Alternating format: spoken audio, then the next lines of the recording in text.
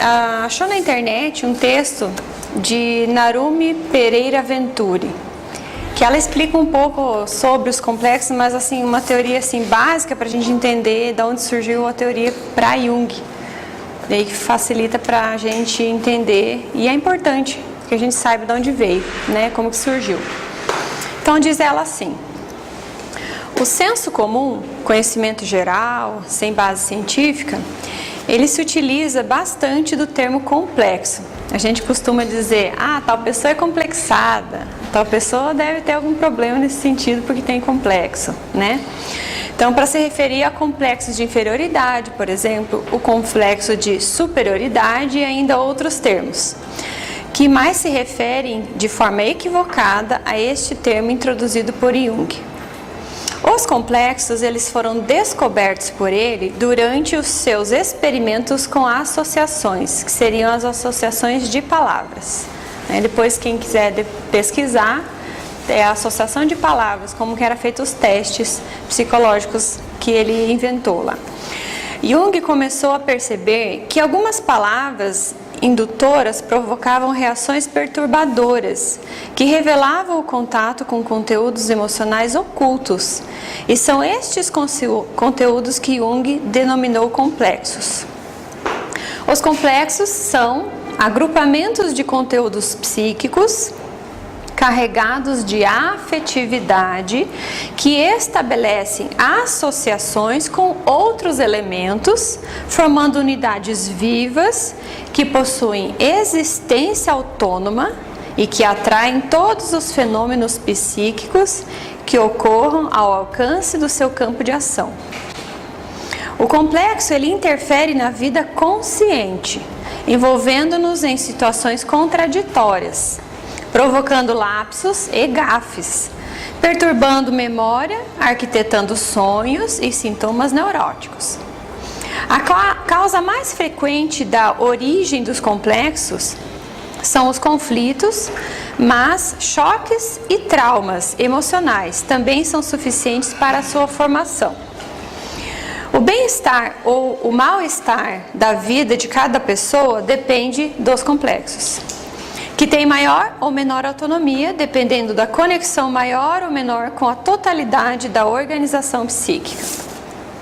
Apesar do mal-estar que os complexos podem causar, a psicologia junguiana não os consideram como elementos patológicos, mas como sinal de conteúdos conflitivos que não foram assimilados. Os complexos podem ainda significar uma nova possibilidade de atuação. Podem funcionar como um estímulo para que o indivíduo se esforce mais para a sua realização. A patologia, então, ela só aparece quando os complexos exigem uma quantidade muito grande de energia psíquica para si. Para que um complexo seja assimilado, é necessário que o indivíduo compreenda os conflitos em termos intelectuais, mas que também exteriorize afetos envolvidos, através de descargas emocionais que eram realizadas pelos antigos, através de danças e cantos repetitivos. Mesmo em bibliografias do próprio Jung, o conceito de complexo pode parecer de forma diferenciada, porque afinal é mais uma complexidade da psique humana que está sendo estudada incessantemente. Boa noite, pessoal, tudo bem? Bom que esse texto, ele praticamente resume um pouco do que nós conversamos semana passada, né? O Vanin tem essa sensibilidade na escolha desses textos, e esse teste de associação, como nós vimos, é um teste muito interessante de compreendê-lo, né?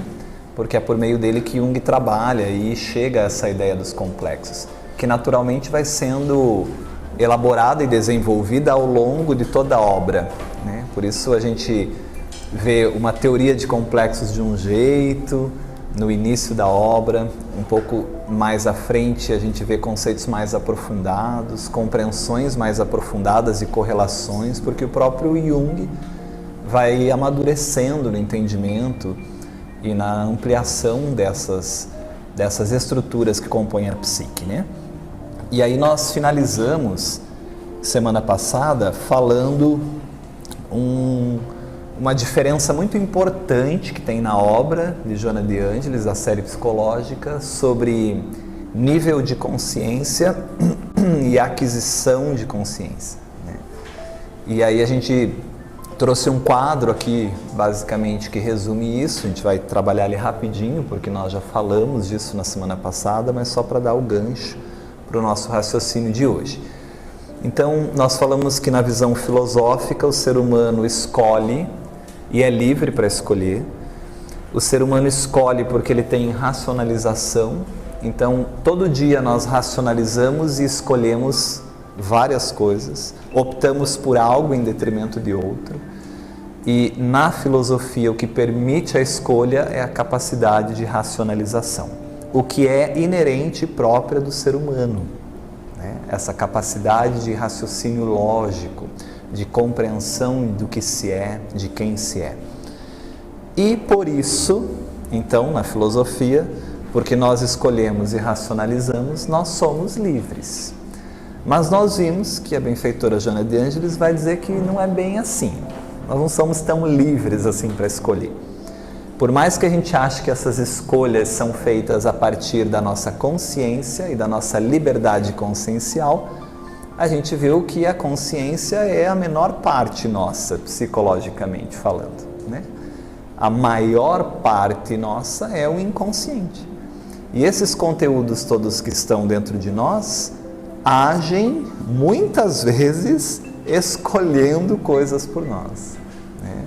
A gente acha que está escolhendo conscientemente e na verdade é o inconsciente quem está fazendo essas escolhas. E eu comentei que isso vai ficar um pouco mais claro quando nós trabalharmos aí os relacionamentos e a maneira como a gente se relaciona com as pessoas. A gente acha que escolhe conscientemente o parceiro, a parceira, o namorado, a namorada, o esposo, a esposa, mas na visão junguiana a consciência tem uma parte muito pequena nessa escolha, né? Há conteúdos inconscientes que tocam-nos e que agem sobre nós de uma maneira muito maior e mais intensa, mas isso vai ser depois abordado com mais profundidade aí pela Adri Bacarin, ela vai trabalhar isso conosco. Então, para Joana de Ângelis, ao longo da série, ela vai dizer que essas escolhas obedecem padrões morais de decisões, como nós vimos. Ou seja, nós temos uma polaridade em nós. Nós temos um anjinho, nós temos um diabinho, e esse anjinho e diabinho batalham no que é certo, no que é errado. E para algumas pessoas o que é certo é muito claro, enquanto para outras não é tão claro assim. Enquanto para algumas pessoas seria algo quase que inadmissível sair de casa com uma arma e matar alguém para roubar um tênis, para outras pessoas isso não é tão grave. São padrões internos que nós temos, padrões morais de decisões, e esses padrões morais, na visão espírita, ele não é fruto apenas dessa existência. Nós falamos sobre isso. Nós trazemos conosco como herança das nossas viagens no tempo e no espaço, nós trazemos as nossas bagagens. Como a gente brinca, nós temos o nosso HD externo, né? A nossa nuvem, que está o backup de todas as experiências vivenciadas por nós enquanto espírito imortal. E se nós temos tendências ao roubo, à criminalidade, isso vai falar muito forte em nós na existência atual. Concordam comigo? Por isso Allan Kardec vai dizer que desde pequenininha, junto com o auxílio à interpretação dos espíritos, né, a criança manifesta aquilo, os instintos bons e maus que trazem consigo, fruto das experiências anteriores desse espírito, que não é criança, está temporariamente nesse estado, mas o espírito é velho e traz esse somatório de experiências.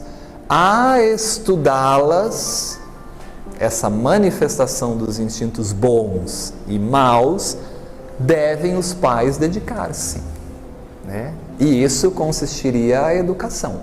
estimular o que há de bom, que a criança manifesta, ao mesmo tempo em que poda e controla e corrige o que há de ruim que a criança manifesta. Mas a criança traz esse padrão moral de decisões, como cada um de nós trazemos, como cada um de nós, né? E a benfeitora disse que isso se repete ao longo das existências, e ela dá um nome para isso, que é pouco compreendido na série, que eu espero que isso tenha ficado claro nas nossas discussões. Ela vai chamar isso de atavismos, padrões repetitivos de comportamento que a gente faz durante várias existências, que estão praticamente fixados, enraizados no nosso comportamento e que vai ser muito difícil a gente vencer nessa existência ali, na próxima. Porque está tão enraizado o modus operandi de agir que a nossa tendência é agir daquele jeito. Então eu roubei tanto e tive tantos problemas nessa área numa existência que o roubo está em mim, essa deficiência ético-moral está em mim. E eu vou ser provado nisso. Cabe a mim resistir, me esforçando para resistir, porque eu vim para isso, vencer na prova. Eu não vim para roubar, para falhar novamente. Eu vim para vencer essa tendência ou essa deficiência ético-moral. Mas se eu vou ou não depende do meu esforço pessoal. Mas como o atavismo é tão grande, a repetição desses comportamentos ao longo da vida é tão grande em mim, foi tão grande em mim, a minha tendência maior é de querer roubar de novo. Então esses atavismos, e ela dá esse nome do latim, nós falamos atavos, que significa ancestral, são essas experiências enraizadas em nós ancestralmente ao longo de toda a nossa experiência enquanto espírito e que atua sobre as nossas escolhas, inclusive. Porque não ache que você escolhe fazer algo dentro de um padrão moral de decisões simplesmente pelo seu nível de ego, de consciência. Existe um inconsciente aqui que atua nesse padrão moral de decisões e nessas escolhas. Perfeito? Por que a criança desde pequenininha tem a tendência para fazer aquilo? Por que a criança desde pequenininha tem a tendência para essa deficiência ético-moral? Então são esses atavismos que nós trazemos. E a benfeitora vai trabalhar também que ao longo do processo evolutivo nós adquirimos inteligência, ou seja, adquirimos consciência. Ela vai chamar isso na série de aquisição da consciência. Quando a benfeitora fala de aquisição da consciência, ela está se referindo à intelectualidade, à capacidade cognitiva, reflexiva. Em que momento o espírito adquire isso? Em que momento ocorre a aquisição da consciência? Em que momento do desenvolvimento a gente adquire consciência de quem é? Adquire uma individualidade.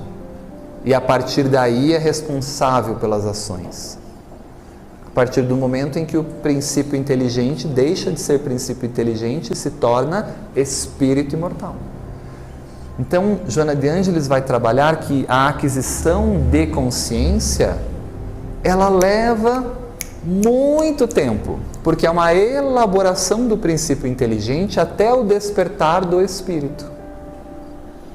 Tem um capítulo chamado Aquisição da Consciência, se eu não me engano é no livro Momentos de Saúde e Consciência, que ela trabalha esse raciocínio todo. Ela vai falar sobre a aquisição de consciência. Mas ela está dizendo, nós, espíritos imortais, temos consciência de quem somos, mantemos nossa individualidade após a desencarnação, porque o princípio inteligente não apresenta essas características. Compreendem isso? Podemos fazer o link lá com o início do nosso curso, quando nós trabalhamos os reinos, né? E ela vai dizer que algo muito diferente é saber e viver o que se sabe. Viver o que se sabe, ela muda o nome. Ela chama de nível de consciência. Por isso que eu pus aqui cérebro, sentimento. Uma coisa é o que eu sei, uma coisa é o que eu vivo a partir daquilo que eu sei. Nós sabemos muito, mas vivenciamos muito pouco, de forma geral, né? Em relação, comentamos, ao Cristo, ao próprio Espiritismo. Sabemos muito de Espiritismo, mas vivemos muito pouco de Espiritismo, né? Então, a aquisição de consciência, desenvolvimento intelectual, nem sempre acompanha desenvolvimento moral, vivência daquilo que se sabe. Perfeito, pessoal?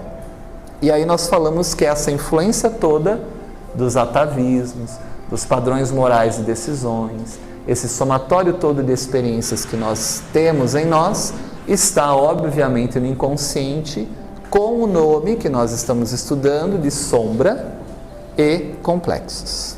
Perfeito? E aí a gente consegue resumir a ideia onde nós paramos, para fazer o link com o que a gente vai trabalhar agora.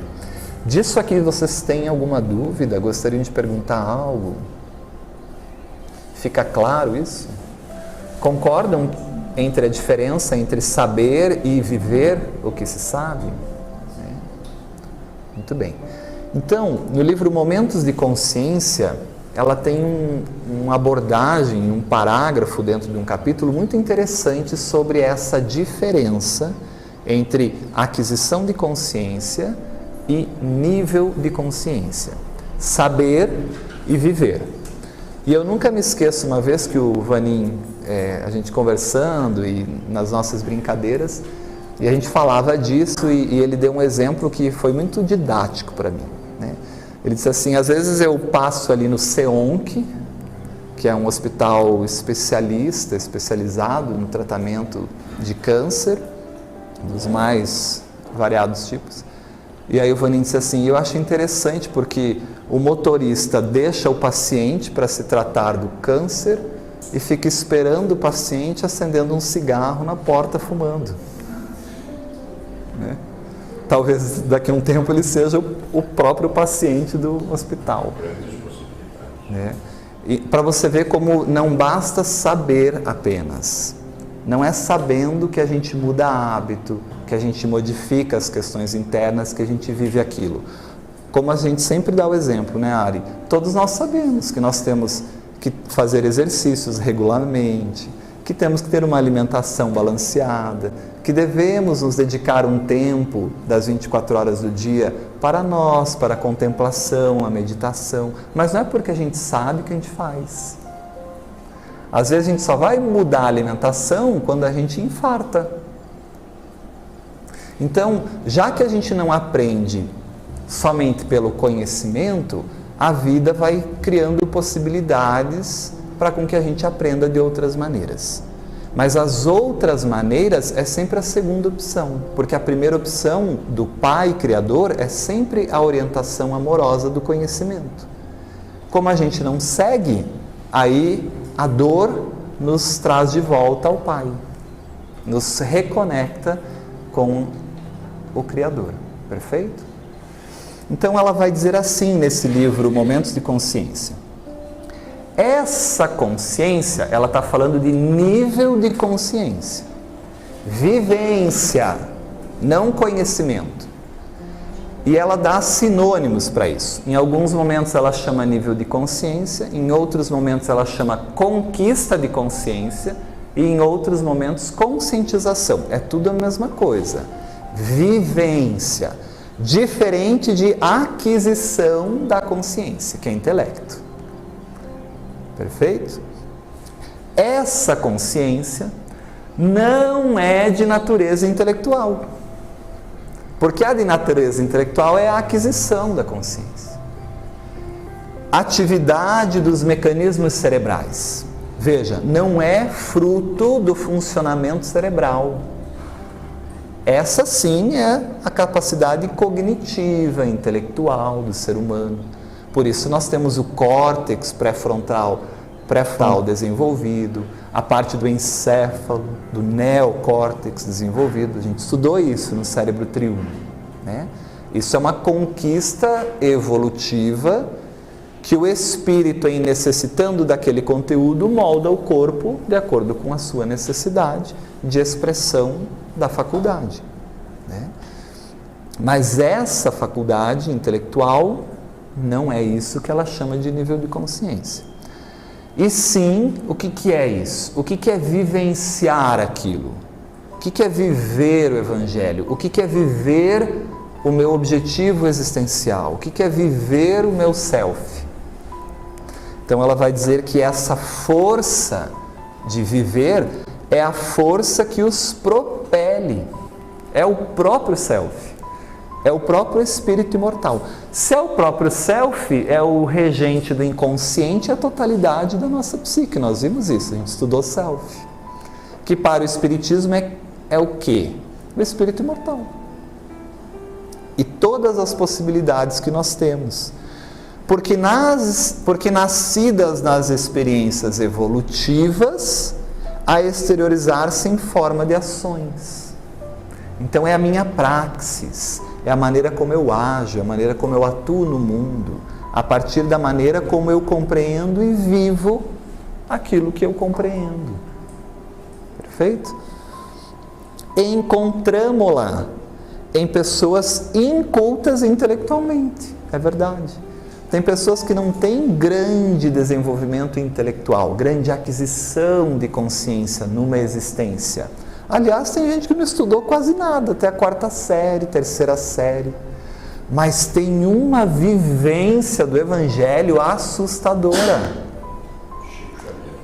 Perfeito, eu ia dar o exemplo. E tantos outros, né, Vani? Podemos falar de tantas outras pessoas. E o Espiritismo vai nos ensinar que nós também podemos ter pessoas muito inteligentes, com grandes níveis de vivência. Porque uma coisa não depende da outra. O espírito pode evoluir muito intelectualmente e pouco moralmente. E ele usa a inteligência para aspectos que não são morais. A gente vê isso todo dia. A gente utiliza a inteligência e quando você vê algumas coisas que os noticiários trazem, eu penso assim, meu Deus, que inteligência envolvida nesse aspecto. Porque tem que pensar muito e trabalhar nas linhas, nas entrelinhas, no que não está dito, para conseguir se safar. E consegue, porque usa a inteligência para isso. Né? Então, nem sempre isso se acompanha. Mas, no Livro dos Espíritos, os Espíritos vão nos ensinar que, de forma geral, quando eu desenvolvo a inteligência, eu tenho mais conhecimento do que é certo e do que não é tão certo, do que é inadequado. E com isso eu tenho melhores condições de escolha daquilo que é certo. Por isso, dizem os Espíritos, não é uma regra, mas de forma geral o progresso intelectual vem primeiro. E ele, em se desenvolvendo, permite ao espírito ter mais capacidade reflexiva, escolher melhor as coisas adequadas e, por isso, apoia ou engendra ou facilita o desenvolvimento do progresso moral, que vem em seguida lhe acompanhando. Mas não é uma regra. Não é uma regra. Então, a benfeitora vai dizer que encontramos-la, a vivência, em pessoas incultas intelectualmente e ausente em outras portadoras de conhecimentos acadêmicos. Pessoas muito cultas, mas que vivem. PhD em doutrina espírita, intelectualmente, mas que não vive nada do espiritismo. Perfeito? Se analisarmos a conduta de um especialista em problemas respiratórios, e aí por isso eu lembrei do exemplo, Vaninho, que você deu, nas nossas viagens à realeza ainda. Saudades, né? Eram muito gostosas.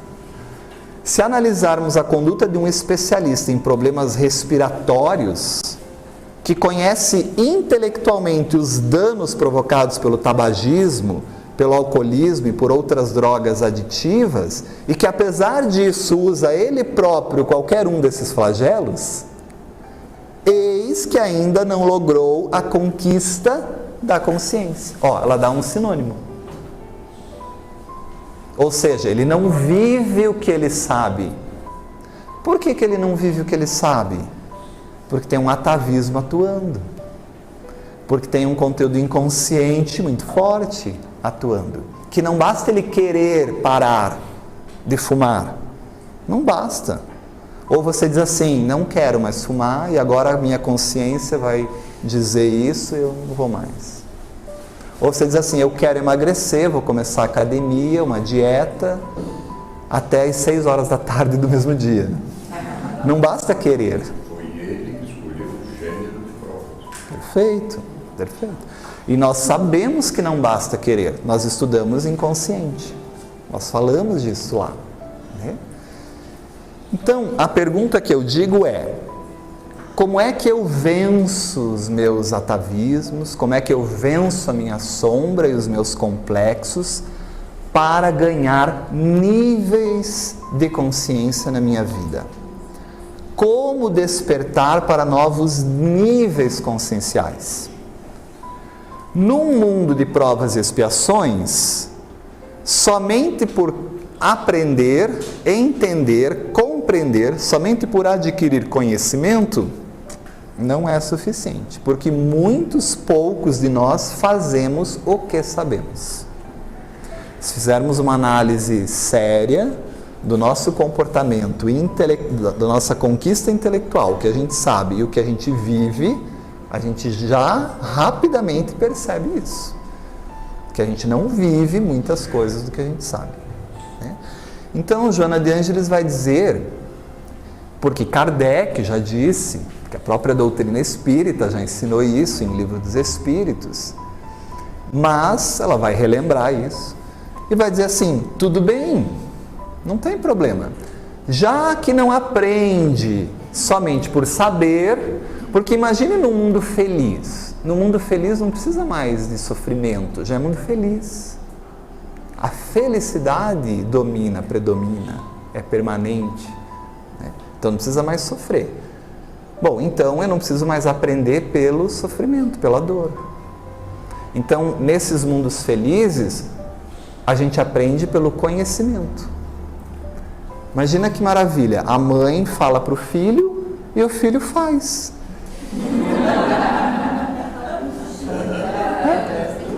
Mas é que no mundo feliz, não precisa mais passar pela experiência do filho dificultoso. Isso é mundo de provas e expiações.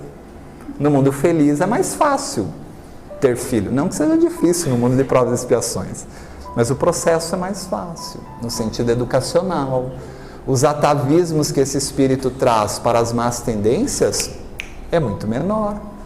Afinal, já é um mundo mais evoluído ético-moralmente, concordam? Tanto que a infância não precisa de um tempo tão longo como precisa num mundo de provas e expiações. Porque no mundo de provas e expiações eu tenho que repetir quantos anos a mesma coisa para essa criança entender, para eu educar, para eu observar, para eu estimular o que está bom e podar o que está ruim. E mesmo assim, com todo esse tempo de dedicação, às vezes o homem velho, o atavismo, fala mais alto. E a pessoa se perde. Quantas mães a gente vê na porta da delegacia, dizendo para os filhos, não foi isso que eu ensinei. Não foi essa maneira que eu eduquei, que eu formei meu filho. Né? Agora, a infância lá nos mundos mais felizes, ela é muito mais curta, muito mais rápida. Por que o espírito vai ficar 8, 9 anos para daí desenvolver seu potencial? Então é muito mais rápido, porque ele não precisa de todo esse tempo para ser educado, porque as más tendências são muito pequenas. Então como é que a gente vai despertar para esses novos níveis conscienciais no mundo de provas e expiações? Já que o cardiologista fala para a gente ter uma vida mais saudável, se alimentar melhor, fazer exercício, a gente não faz. E às vezes só vai fazer, como eu brinquei, quando está lá na mesa da cirurgia no hospital. Daí cai a ficha, opa, agora eu tenho que mudar a minha vida, senão eu vou morrer. Então, a benfeitora Joana de Ângeles vai dizer que existem mecanismos que nos trazem esse desenvolvimento, ou esse ganho de níveis conscienciais, de vivenciarmos, de vivência daquilo que a gente sabe. E aí são os desafios existenciais, os desafios da vida. Ou alguém não tem desafio na vida? No mundo de provas e expiações, sofrimentos e os conflitos existenciais. Veja que interessante essa abordagem. E aí a gente retoma aqui o bem-aventurados os que sofrem, do Evangelho segundo o Espiritismo. Felizes vós que sofrem, porque tem no sofrimento a oportunidade de não só quitar o débito consciencial com a lei, mas principalmente de crescer, de aprender, de pegar essa oportunidade de aprendizagem e ganhar níveis conscienciais. E isso é muito comum. Olha como a gente fica mais forte depois que a gente passa por situações de dificuldade. Alguns casais ficam muito mais unidos e o amor se sobressai muito mais quando enfrentam uma situação juntos. O companheirismo, a possibilidade de apoio, se encanta com coisas que até então nem observava. Mas aquela dificuldade deu oportunidade de vivenciar tudo isso. Se fortalecem, né? Então, e a gente pensa assim, nossa, achamos que não íamos dar conta, mas damos, vencemos, né? Nem eu sabia que tinha tanta força, porque isso é do self, como diz Joana de Ângeles.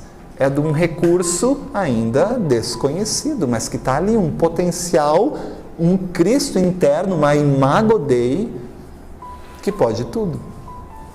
Perfeito? E isso ela vai trabalhar de uma maneira muito interessante ao longo das obras, que é uma extensão do capítulo do Evangelho, bem-aventurados os que sofrem, né? Porque serão consolados. Só que agora a gente entende o que é esse consolo, o que é a misericórdia divina nesse aspecto. Porque às vezes o bom para nós é continuarmos na doença. Para o ego, não. Mas para o self, às vezes o bom é continuar adoecido.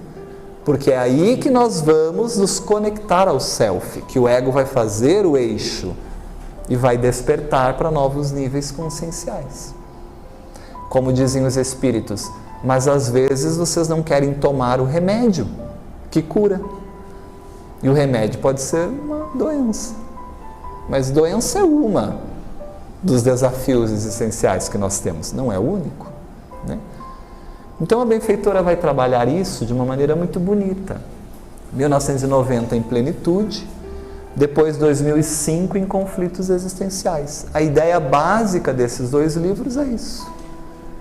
Como ganhar níveis de consciência, como fazer o ego se reconectar ao self, como conectar-se com a imagem divina e com o meu sentido existencial. Porque se eu me conecto com o meu sentido existencial, tudo fica mais fácil, gente. A visão do mundo muda. E aí eu faço as pazes com Deus. E naturalmente acompanha um sentimento aí, que é o da gratidão. A gratidão acompanha o processo de compreensão do sentido existencial da vida.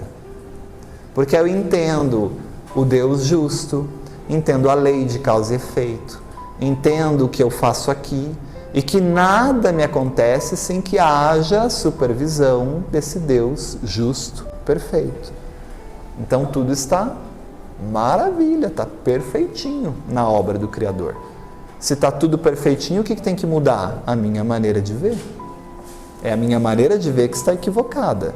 É a maneira como eu compreendo o Criador e a dor que estão equivocados na minha lente do ego. E aí eu ressignifico. Perfeito? Então, tudo isso são oportunidades de crescimento, de aprendizado, de quitar débitos conscienciais. Isso é muito bom. Para o espírito é fantástico, porque o sofrimento passa. Agora, assumir outra compreensão da vida, passando por aquele sofrimento, isso aqui não tem preço para o espírito imortal. É ganhar níveis de consciência, é evoluir enquanto espírito imortal, é evoluir ético-moralmente, que é o objetivo nosso. Então isso é importante. Alguém pode me perguntar, ditado, mas débito Perfeito. Viva. Perfeito. E agora, cura tudo. Perfeito. E a lei de causa e efeito não deixa nada passar impune. Então, a finalidade da vida, ou o sentido existencial, o que eu estou fazendo aqui? Qual é o sentido da dor na minha vida? Para que essa dor? Qual é a finalidade dela? Como eu posso fazer desse limão uma limonada? Ou ficar achando que o limão é azedo a minha vida inteira? São visões do ego, são maneiras de entender a vida. Nos favorece a transcendência. Lembram que transcendência é eixo ego-self? Quando o ego se conecta ao self, surge um terceiro elemento desse encontro, que é a função transcendente, que nos liga ao objetivo da vida, ao Criador, à imagem do Deus interno, mas também é o Criador do universo, né? E aí então o objetivo existencial se amplia, né? Eu começo a compreender melhor esse Deus. Eu tenho uma percepção mais clara da minha vida presente, como também da minha vida futura, que está sendo moldada agora por mim.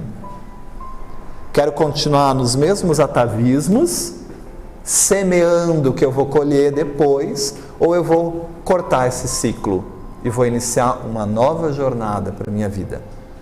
Mas para isso eu tenho que me esforçar, tenho que querer, porque senão eu vou continuar com o instinto que fala mais forte em mim. E isso tudo, naturalmente, autoconhecimento, passa por esse processo.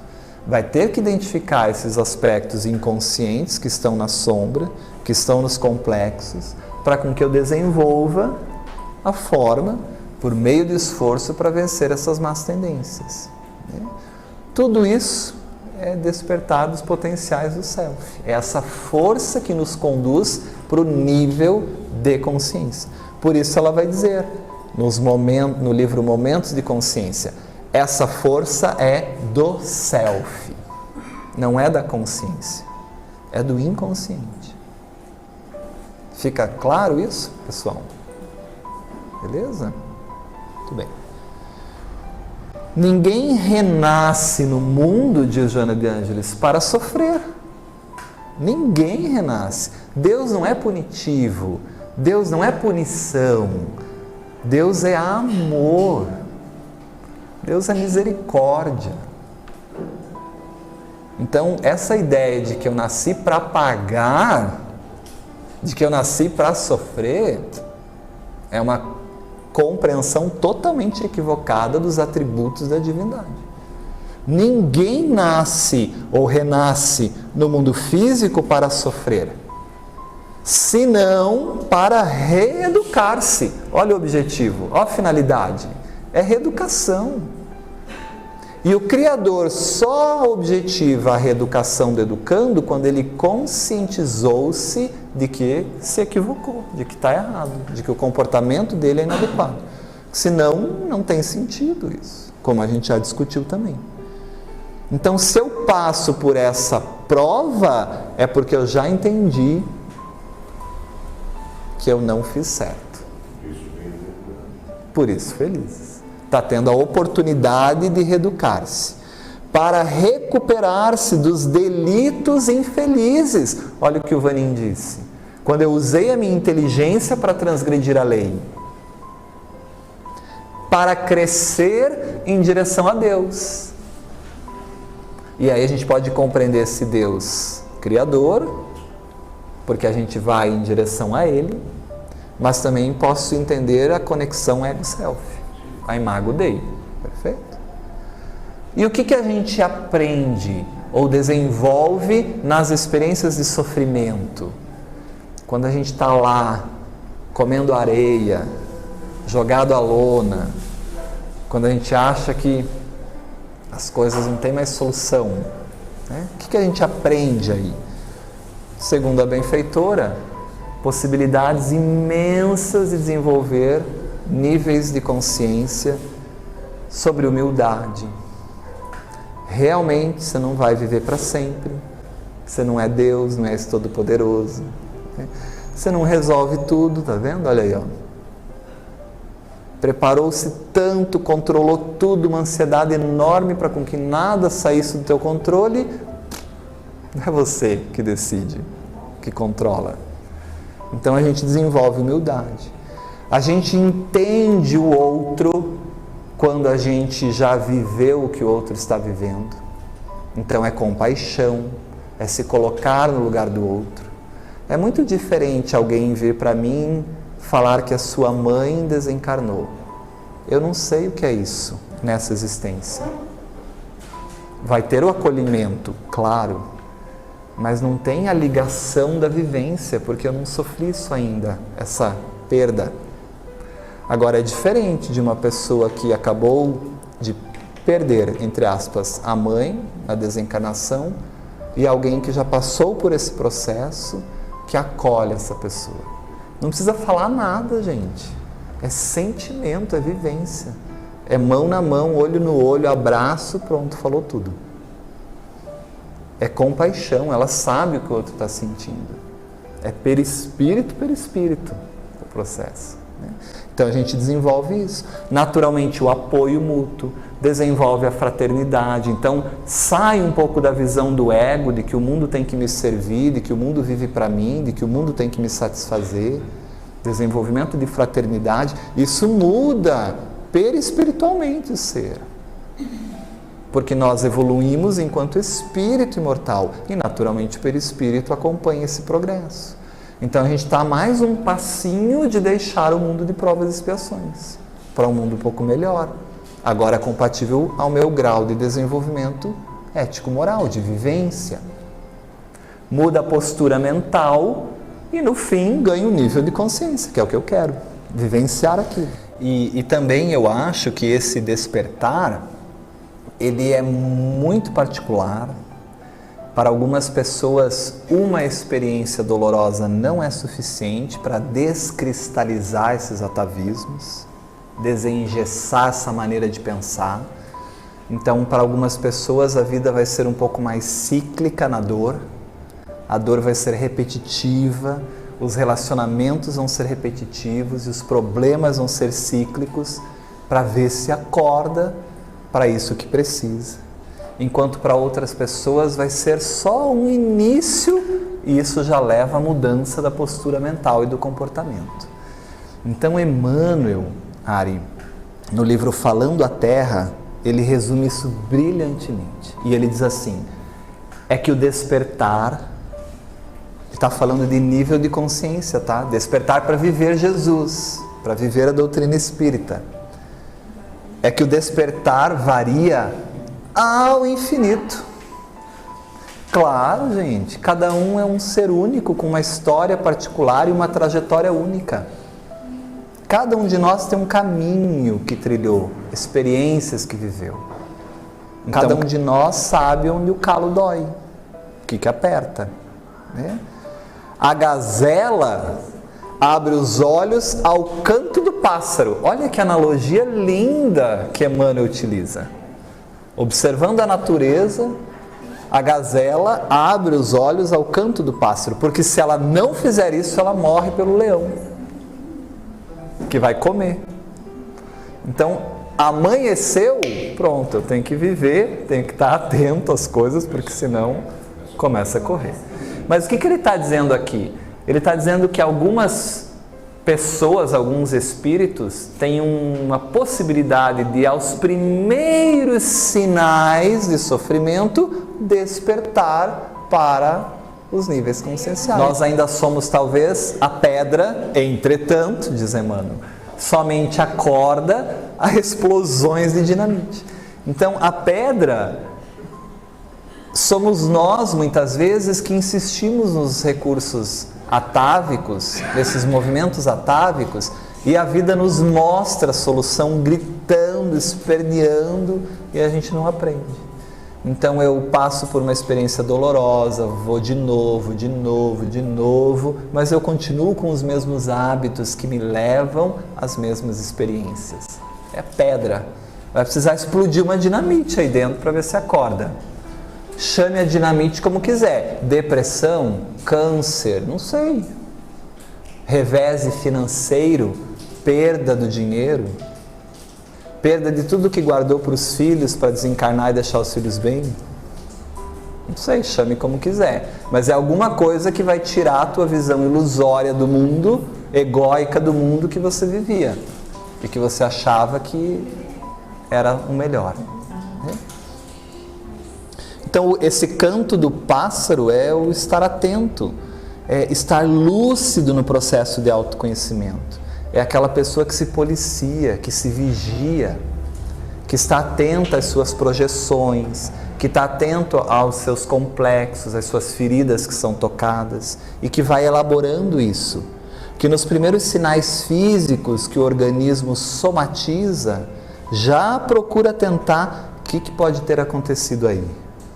O que mudou, o que eu vivenciei, o que o meu organismo está dizendo, elabora as emoções, cultiva as emoções, mantém sob controle algumas coisas, ou vamos chamar de cultiva, né?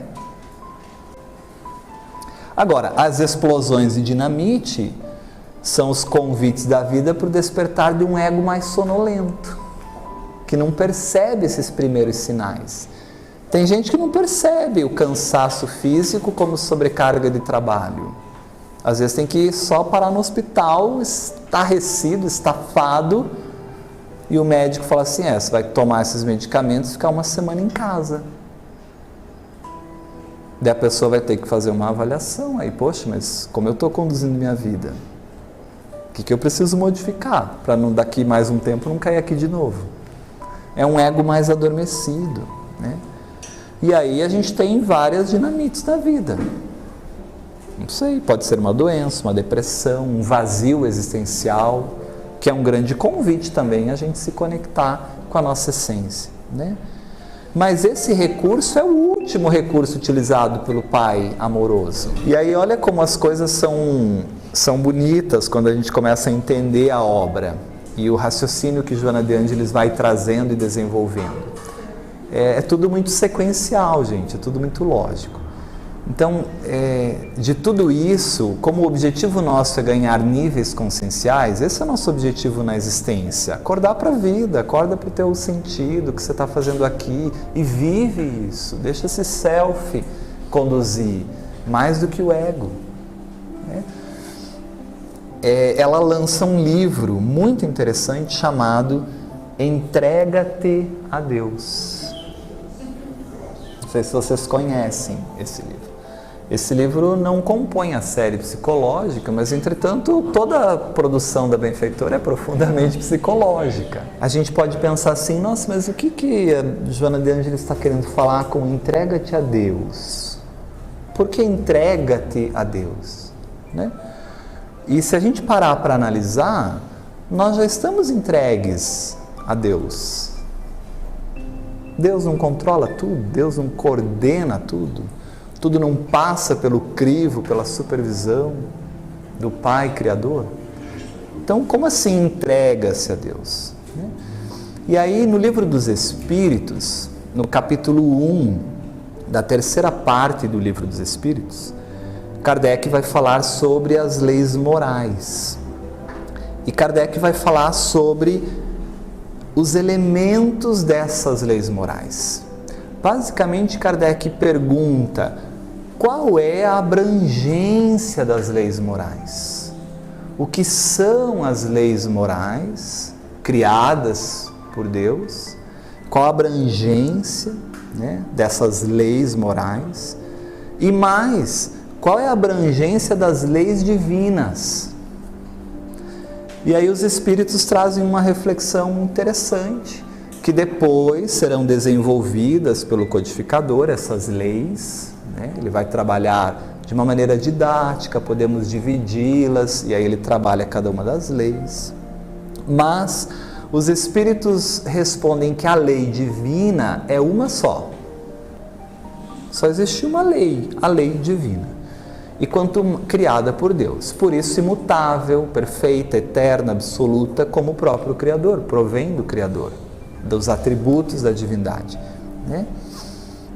E essas leis, como provém e emanam de Deus, perfeitas, abrangem e alcançam o universo infinito e servem para todos os tempos, todas as épocas, porque nunca mudam.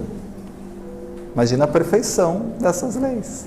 São absolutamente perfeitas, para não precisar mudar nunca, né? Criados por essa inteligência absoluta. Mas que, para a gente entender um pouco melhor, nós poderíamos dividir as leis divinas em leis divinas que abrangem os aspectos ou as questões materiais. Então, isso está em O Livro dos Espíritos. E essas leis divinas que abrangem os aspectos materiais, os Espíritos vão chamar de leis naturais. Estão acompanhando o raciocínio? E essas leis naturais é competência de estudo da ciência. A ciência estuda as leis naturais. A física, a química, a matemática, a psicologia. Estuda leis naturais. A gravidade é uma lei natural do domínio de uma área do conhecimento. A gente nem sabia o que era a gravidade e, no entanto, ela já existia, sempre existiu, porque criada pelo Criador desde sempre. Então, à medida que o ser humano vai desenvolvendo a inteligência, ele vai entendendo melhor as leis naturais, perfeito?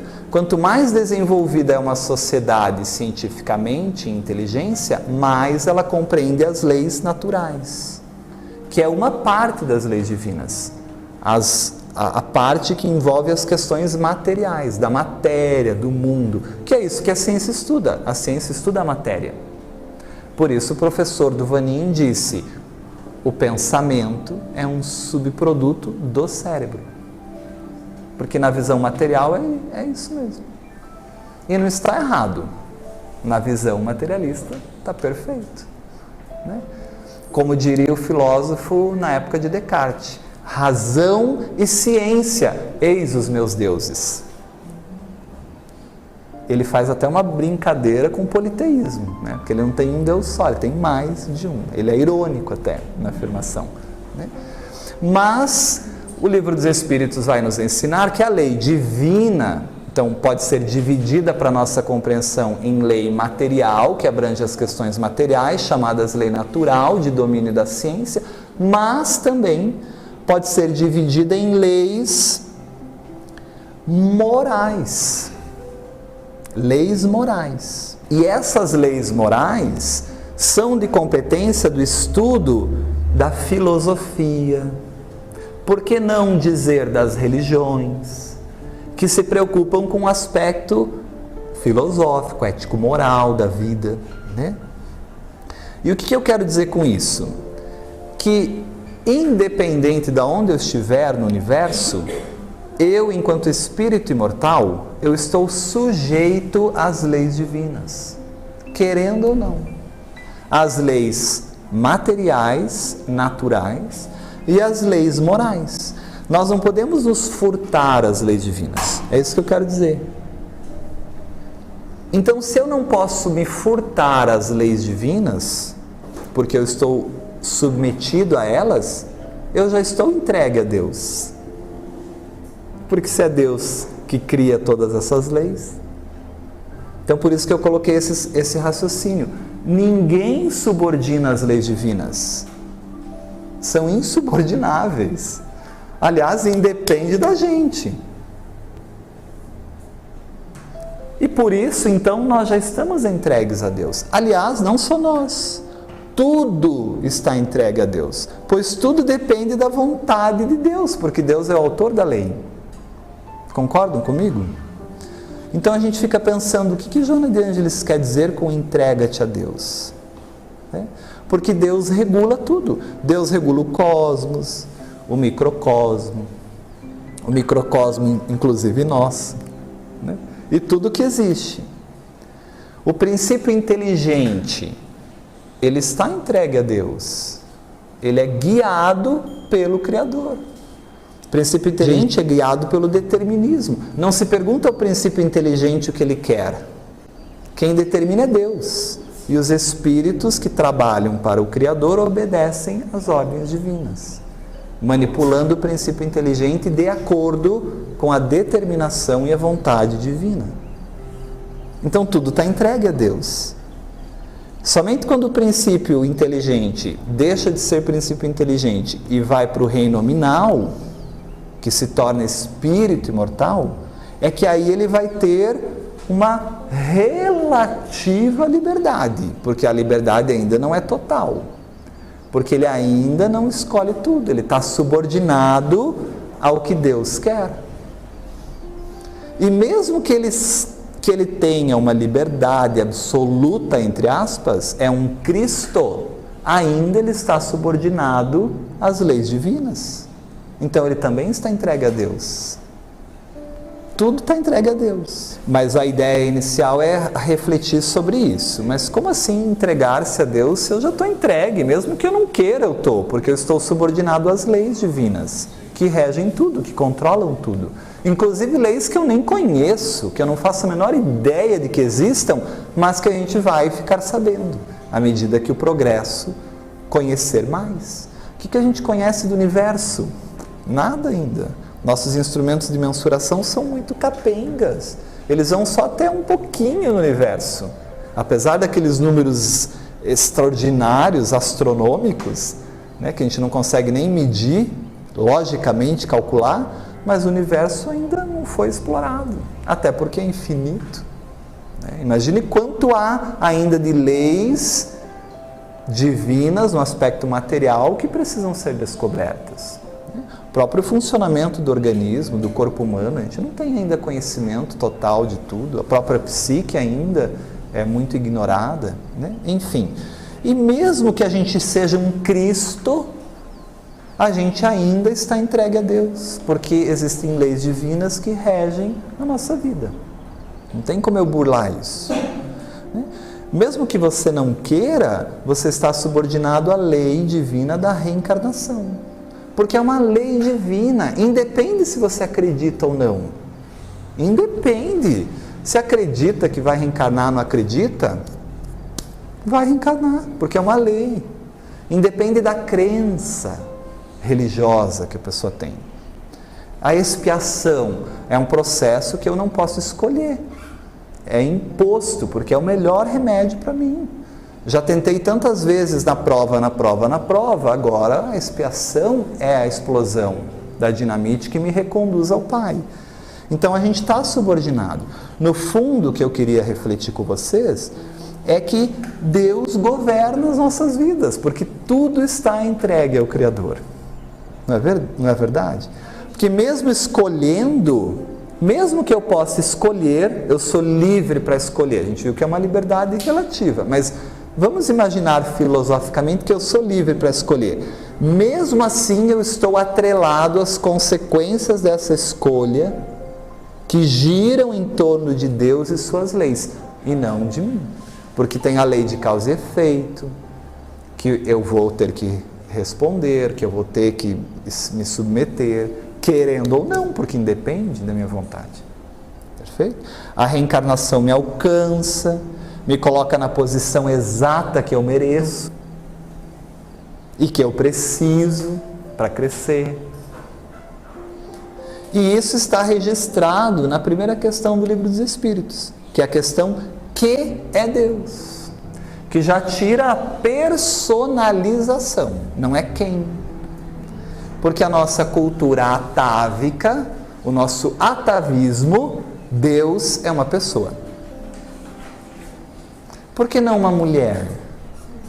Fecha o olho e pensa em Deus. Vem um homem. Por que é um homem que vem? Por que não vem uma mulher? Porque teve uma cultura machista que diz que Deus é homem. E isso é atávico em nós.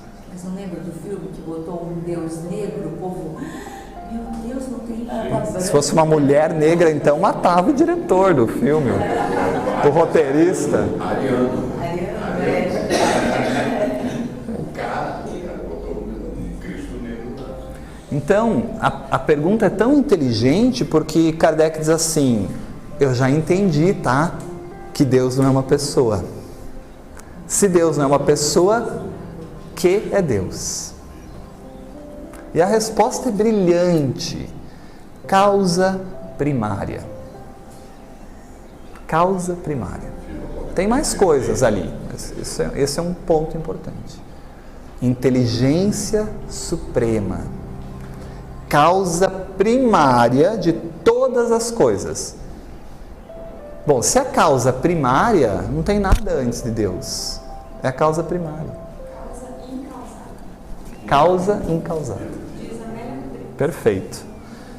Mas como assim? Mas o que veio antes de Deus? Bom, isso aí os Espíritos dizem assim, tem tanta coisa para você aprender, que mesmo que a gente queira explicar, não vai dar. Faltam subsídios. É igual ensinar trigonometria para um aluno da primeira série. Dá. Bom, na verdade, acho que nem quem faz faculdade de matemática entende trigonometria, né?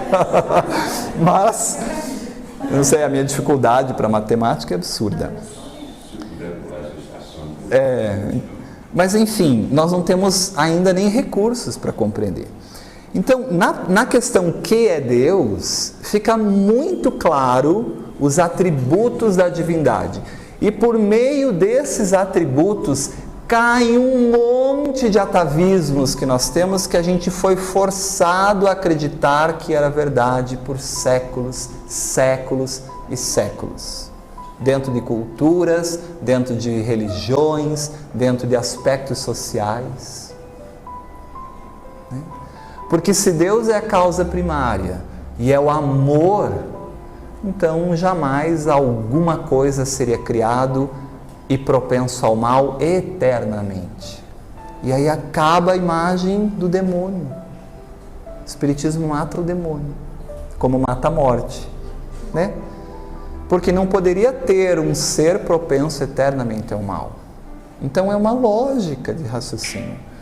Mas matar o demônio é tão ruim, né? Agora não tem mais em quem pôr a culpa. Ali do lado de casa tem uma igreja. Depois tem que cortar isso. Tem uma faixa. Todo domingo, sessão de desencapetamento.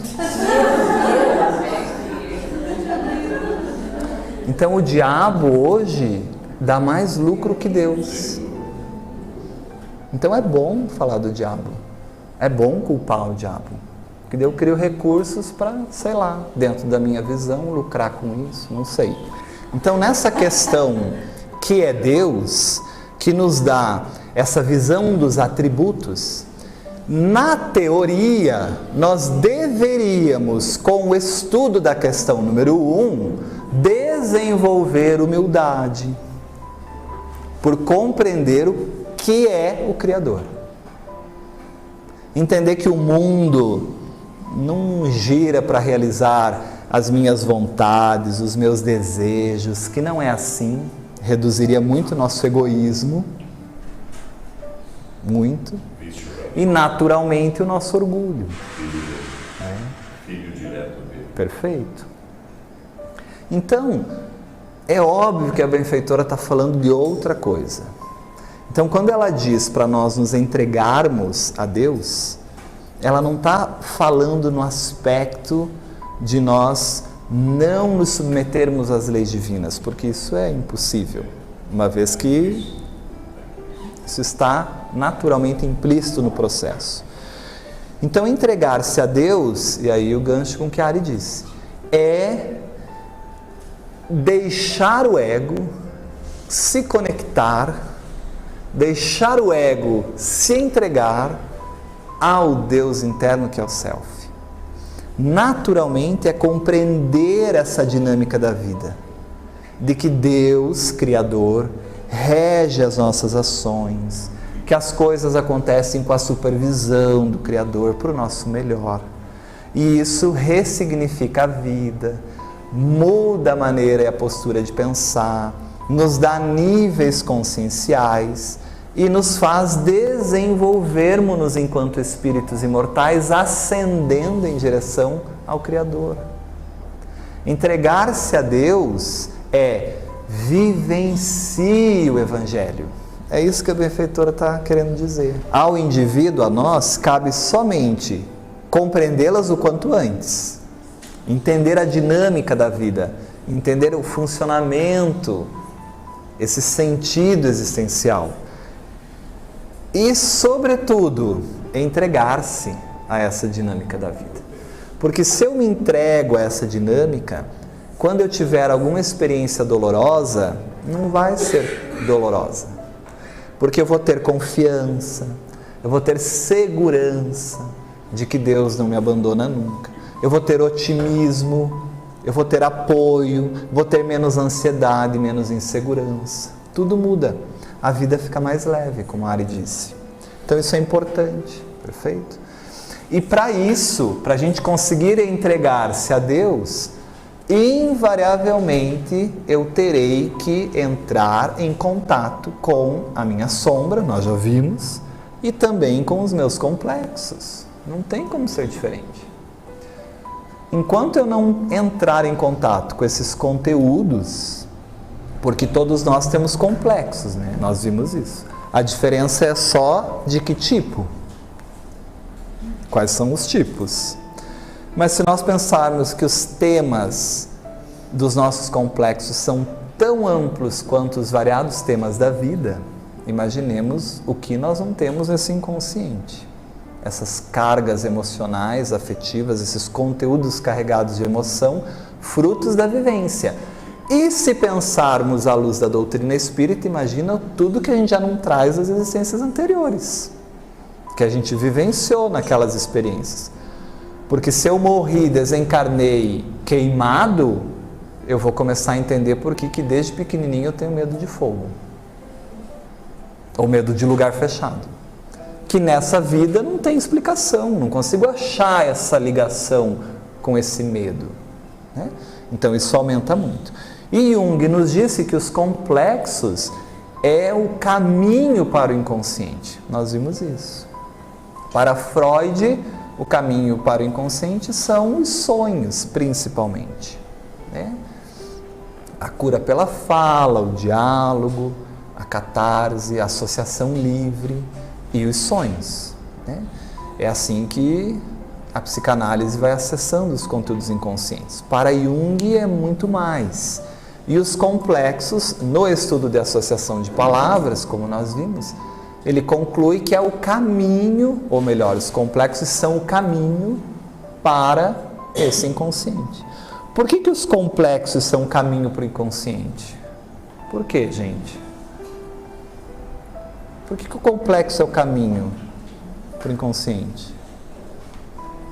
Como vocês entendem isso?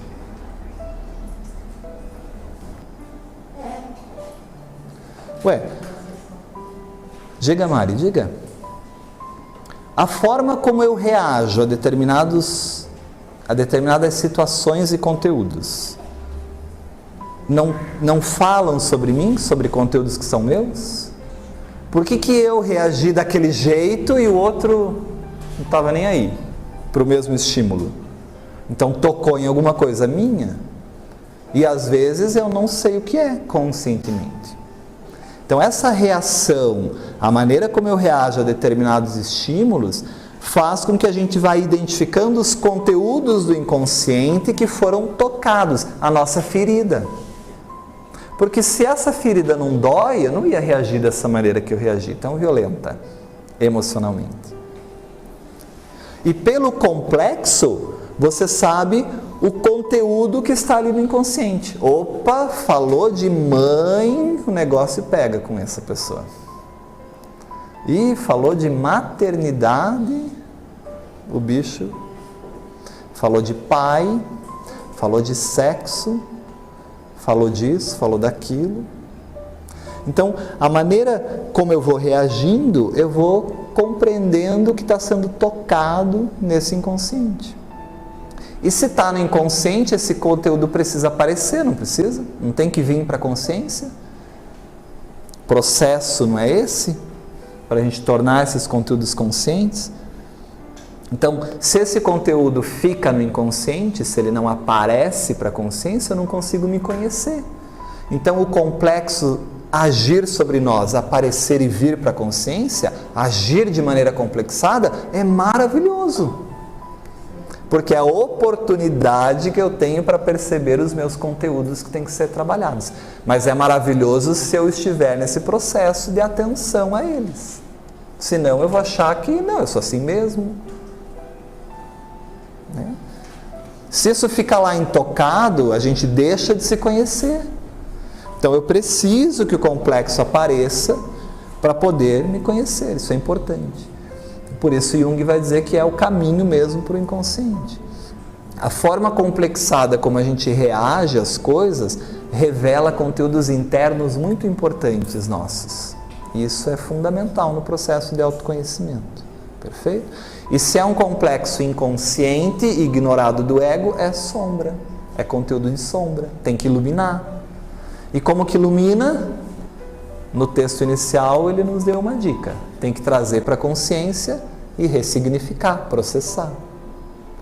Aí ele perde um pouquinho da energia, volta para o inconsciente. Quando retoma, processa de novo, perde mais um pouquinho da energia, até que essa energia tão violenta que vinha e controlava meu comportamento, porque o ego saía de cena, agora é o ego quem controla isso, porque a energia do complexo é menor que a energia do próprio ego.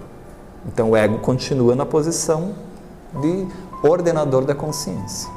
E aí eu não ajo mais a revelia do complexo. Para depois dizer, meu Deus, o que eu fiz? Me desculpa. Nem era eu. Realmente, eu nem te reconheci. Né? Que é essa força grande que vem em nós. Perfeito? Então Jung vai dizer assim, naquele mesmo Estudos Experimentais. O complexo é aquela coisa insuportável que o paciente se esforça por não pensar, porque mexe comigo. Isso porque tais complexos nascem a partir de experiências emocionais extremamente fortes. Veja, é o Jung no início dos estudos da teoria do complexo, né? Estudos experimentais. Como esta carga afetiva faz o indivíduo sofrer sempre que emerge em suas lembranças, o modo de resolver o problema, na maior parte das vezes, é a repressão. Então o conteúdo vem para a consciência, isso me causa um sofrimento, uma ansiedade, o que o ego faz? Joga de volta, deixa lá quietinho. Relegando o conteúdo então a um nível abaixo da consciência, fica no inconsciente. Tal repressão, entretanto, não faz desaparecer o complexo afetivo. Ele continua ali, cuja existência continua inconsciente, mantendo apenas fora do ambiente consciente. Eu só não estou lembrando toda hora, mas quando alguma coisa tocar aquilo, ele volta. A energia vem, aflora de novo. Esta solução, no entanto, não é apropriada. Porque se eu não tomar consciência do complexo, eu vou adoecer. Porque o self é o centro organizador e unificador. Ele vai impulsionar esses conteúdos para a consciência trabalhar, para esse ego iluminar os conteúdos inconscientes. Então, se o ego não desperta com o cantar dos pássaros, vem a explosão de dinamite. E aí pode ser qualquer mecanismo que esse self vai criar, que o espírito imortal no seu planejamento reencarnatório vai necessitar para vincular seu sentido existencial, para se conhecer, para resolver essas questões. Uma vez que esses conteúdos não aceitam a situação repressiva. Claro, o self não permite isso. Sua natureza exige que o problema afetivo seja resolvido conscientemente. Porque quando eu processo conscientemente, aquilo perde a força do bicho-papão que é. E não mexe mais tanto comigo. Só que isso não é numa única vez. Vem para a consciência, elabora um pouquinho, volta. Vem para a consciência, elabora mais um pouquinho, volta. A primeira vez que veio, eu dei um bofetão na tua cara. A segunda vez, eu fui dar e me contive. A terceira vez, né? Esse é o aspecto. É claro que não é tão rápido assim, tá? 3 vezes resolver o complexo. Tipo, a primeira vez que vem, se dá uma bofetada na cara. A 22ª vez você dá uma bofetada na cara. Às vezes 10 existências depois você continua dando uma bofetada na cara. Se o teu atavismo é muito forte, se você não se esforça para se conhecer, para controlar isso... Mas não vai achar isso normal, né? Acho que isso não É acariciado. Para que o indivíduo viva psicologicamente de modo sadio, é preciso oferecer uma alternativa consciente ao problema reprimido. Então a gente vai ver aí a solução do complexo mais adiante, no próximo encontro. Ele está em trazer isso à consciência, tem que elaborar. Né? Caso o indivíduo insista na atitude repressiva, o complexo começa por permear sua entrada na consciência de modo irregular e à revelia dos interesses do ego. Aí é a atitude complexada. Vem a energia, eu vou explodir, falar, fazer, e depois eu me arrependo de tudo aquilo. Aliás, nem me reconheço. Nossa, eu nem sou assim. Com o tempo, se a repressão persistir, o complexo inconsciente se torna autônomo e passa a atuar de forma independente, controlando inclusive o nosso comportamento. E a gente acha que escolhe o que vai fazer, que tem controle sobre o que a gente vai fazer. Né? Tudo bem? Então, algumas definições importantes aqui, para a gente ainda terminar com Jung, para daí entrar no aspecto mais da visão espírita. Um complexo torna-se patológico somente quando pensamos que não o temos, pois dessa maneira, na nossa ignorância psíquica, somos possuídos por eles. Então, não é problema nenhum ter complexo. Aliás, que bom que os complexos aparecem, é a maneira da gente se conhecer. Nossa, esse tema foi impactante para mim, me pegou. E a gente vai se percebendo o que tem que resolver, fazendo o cultivo, fazendo os momentos de solidão, de introspecção, os momentos de reflexão, de meditação, né? O deserto interior, exatamente. Que Jesus ensina tão bem, né?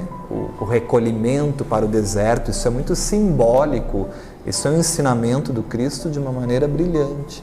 A necessidade da gente ter esse processo de cultivo do nosso mundo interior, né?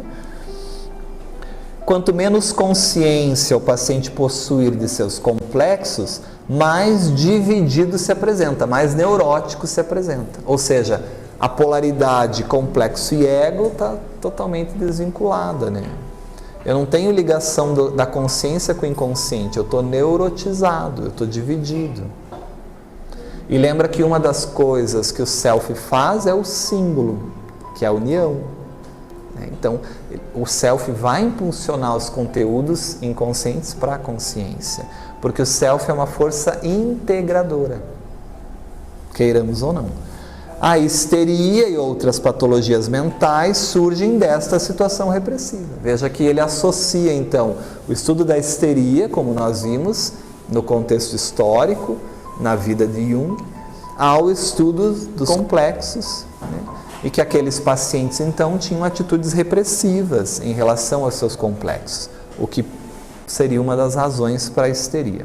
Quanto menos consciente, mais o complexo adquire energia psíquica e sua influência se torna autônoma, independente na consciência, tornando-se verdadeiras personalidades dentro da psique, concorrendo com a hegemonia do ego. E é uma energia tão grande, tão maior que a própria energia do ego, que o ego sai de cena e o complexo assume o controle, invade a consciência e assume o comportamento. Por isso, Jung vai dizer que os fenômenos mediúnicos eram complexos. Na teoria está perfeito. O ego saiu de cena, a pessoa acha que é aquilo, que é aquilo, que é aquilo, e fala aquilo. É um complexo que constelou, né? Os complexos, dessa maneira, têm a última palavra e não o indivíduo. Veja o poder disso, né? Então, estudar os complexos é compreender o nosso íntimo mais profundo. Claro, é compreender esses conteúdos que estão ali no nosso inconsciente. por que que esse tema morte me tocou tanto assim? Por que que me alterou tanto? Por que que o tema pai? Por que que o tema abandono? O que que isso me traz? Então, estudar os complexos é o caminho para os conteúdos inconscientes. Que bom que eles aparecem, porque a gente pode se autoconhecer com esse estudo. Estudo dos complexos, o cultivo dos complexos, das nossas reações. Estudar os complexos é compreender o nosso íntimo mais profundo, mais escondido, desbravando mais uma parte do nosso inconsciente, dando mais um passo rumo à compreensão de quem somos realmente. Perfeito? Então é por isso que a gente precisa estudar isso. Beleza? Então eu tenho que reprimir? Tenho que reprimir o complexo? Não. Eu tenho que cultivar, assimilar, processar, ou como Joana de Ângeles gosta de chamar, reeducar. Então no livro Triunfo Pessoal ela vai falar isso. Os conteúdos psíquicos exteriorizados pelo inconsciente, através dos sutis mecanismos cerebrais, ressurgem como complexos quando possuem conteúdo perturbador, reação afetiva emocional intensa, descontrola o indivíduo. Opa, estou sobre ação, prazer, complexo, bem-vindo. Agora vamos ver o que me tocou aí. Efeitos naturais, olha agora a visão espírita, das ações morais iníquas. Então ela já está trabalhando vidas anteriores também. Os nossos pacotinhos, as nossas bagagens que a gente traz conosco. Somos herdeiros. A lei que você transgrediu na existência anterior, a 10 e a 100, continua na tua consciência, enquanto você não resolver. Não tem jeitinho, é uma lei divina, é a mesma para todos. Insubornável. Quando Cristo veio encarnar no planeta Terra, se submeteu ao processo que todos se submetem. Teve que moldar um corpo físico, nas mesmas leis, nas mesmas regras, sem nenhum privilégio. Porque a lei é a mesma. Né? Então, efeitos naturais das ações morais iníquas. A benfeitora está dizendo que muitos dos nossos complexos são decorrentes de transgressões da lei de existências anteriores.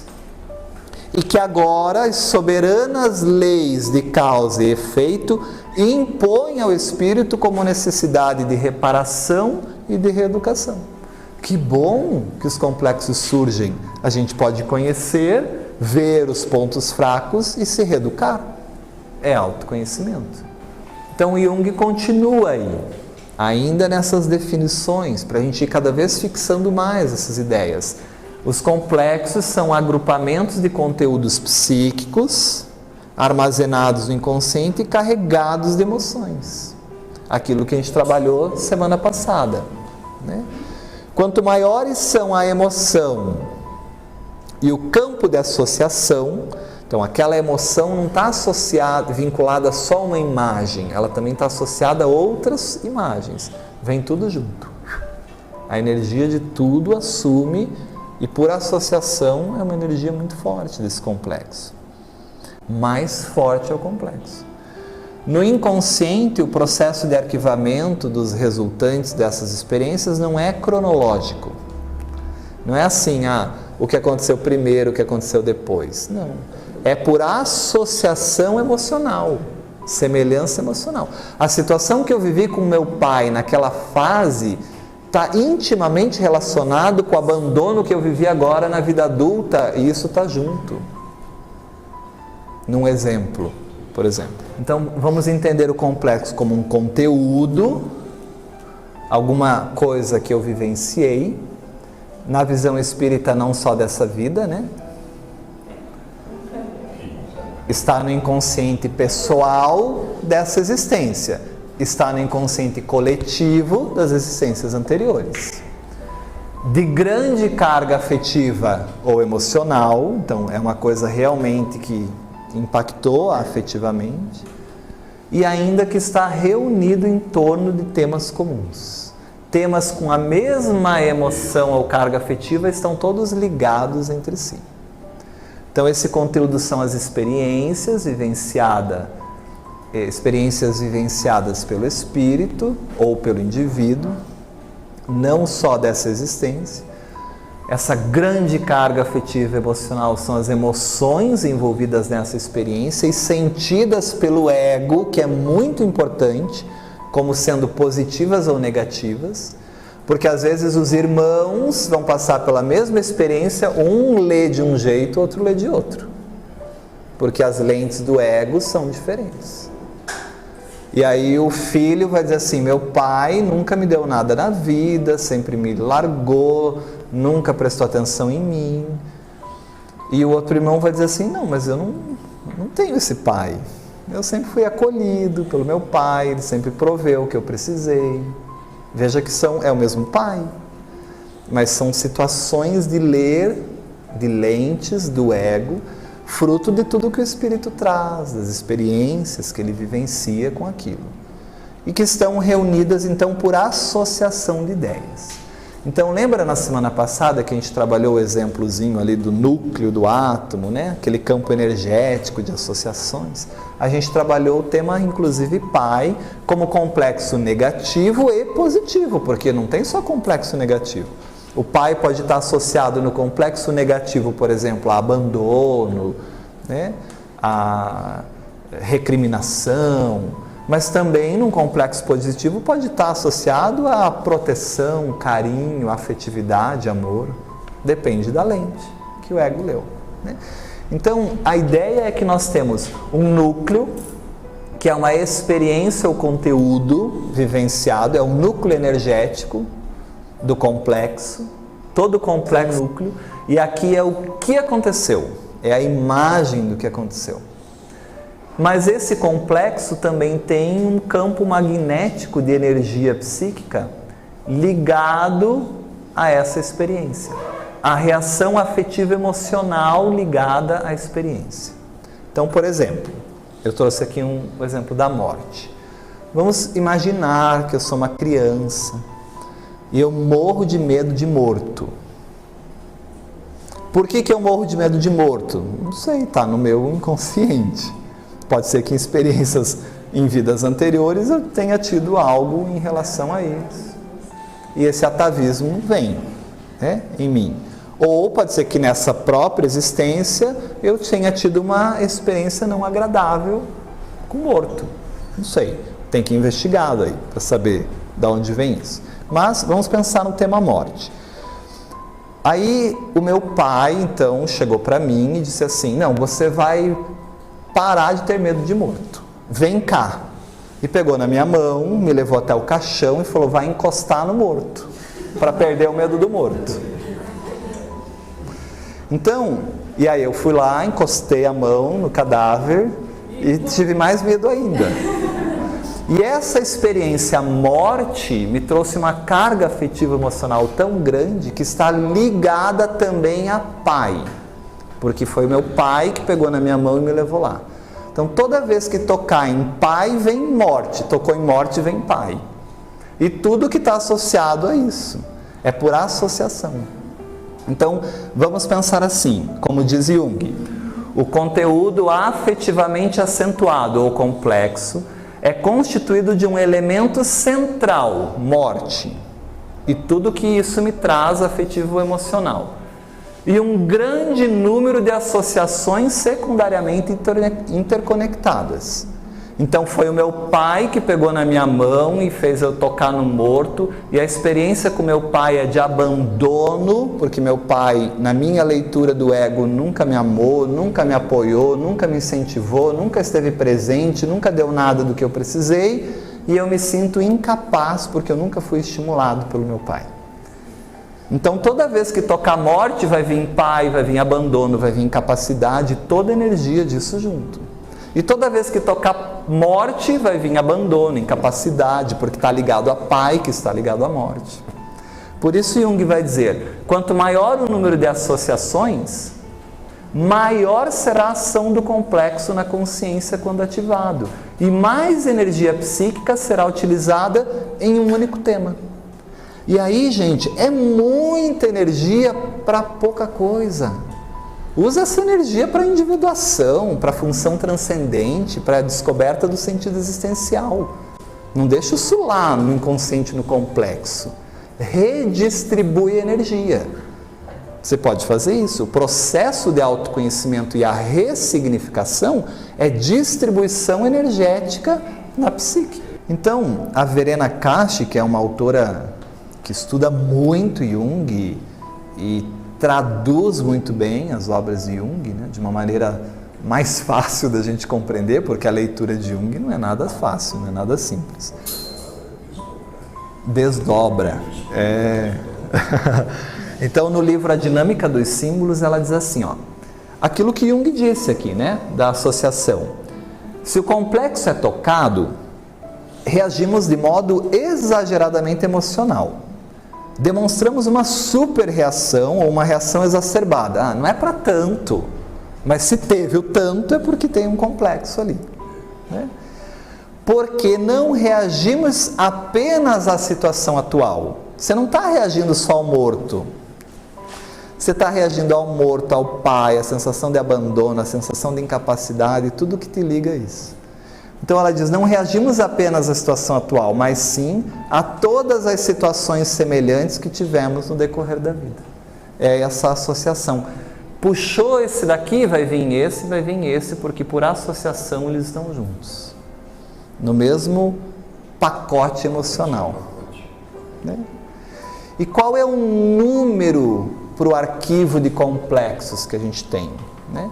Qual é a quantidade de complexos?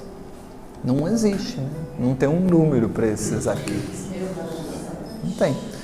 Porque todas as minhas experiências já vividas enquanto espírito imortal vão compondo esses setores que podem ser acessados. Então é uma biblioteca aí que não tem fim, divertidamente. E à medida que a gente for contactando cada uma dessas emoções, cada um desses complexos, equacionando, racionalizando, cultivando, ressignificando, essa energia vai para outra coisa e fica mais iluminada a sombra. O ego adquire mais poder consciencial, o holofote brilha mais, brilha a vossa luz. Até que a gente vai conseguindo, na evolução, vencer todos os nossos complexos. Iluminamos todo o inconsciente. Olha que maravilha, não temos mais complexos. Somos espíritos puros. Era isso que Jesus dizia, brilha a vossa luz. Pensa que maravilha a gente não ter uma reação complexada, né? E quando a gente estuda a vida de Jesus, a gente percebe esse comportamento, né?